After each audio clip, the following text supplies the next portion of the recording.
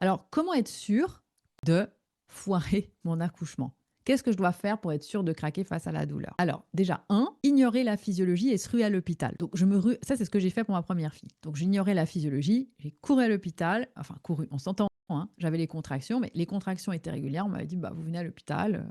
Ok, bon, dans ma salle nature. Beaucoup trop tôt. Deuxième erreur, préparer votre corps pour accoucher. Donc, par exemple, faire du yoga, etc., toutes ces choses-là. C'est très bien, hein, il n'y a pas de souci.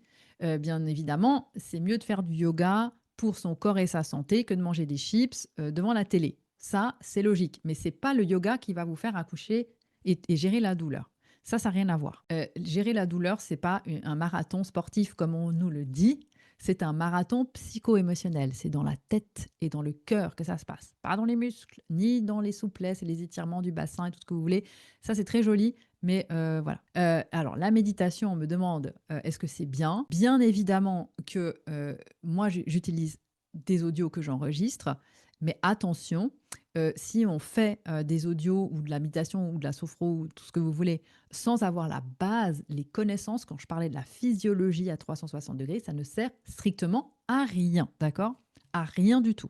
Préparer son périnée pour éviter les déchirures, ça ne sert à rien. Moi, je l'avais préparé hein, pour ma première fille. On m'avait fait gonfler un petit ballon dans le vagin qu'on appelle l'épinot. Ça existe encore et c'est conseillé par beaucoup de professionnels de la santé.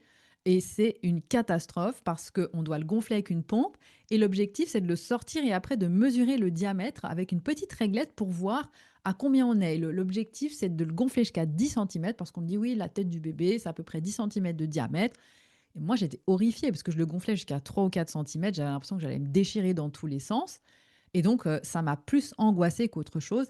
Et en plus, l'épinose, ce qu'il faut savoir, c'est qu'on nous fait croire que ça limite les déchirures et que ça prévient l'épisiotomie, alors qu'en fait, c'est l'inverse. Quand on regarde vraiment les études, comment elles sont faites, c'est super important. Et donc, je sais que vous êtes nombreuses à me rejoindre dans le mastermind de la naissance pour ça. C'est-à-dire, OK, je veux juste avoir la certitude que ce qu'on me dit est vrai, parce que c'est très facile aujourd'hui de dire n'importe quoi. Mais quand on voit comment sont faites les études et qui finance les études, on se rend quand même vite compte qu'il y a beaucoup d'enjeux commerciaux là derrière. Et l'épino, bah, ça en fait partie.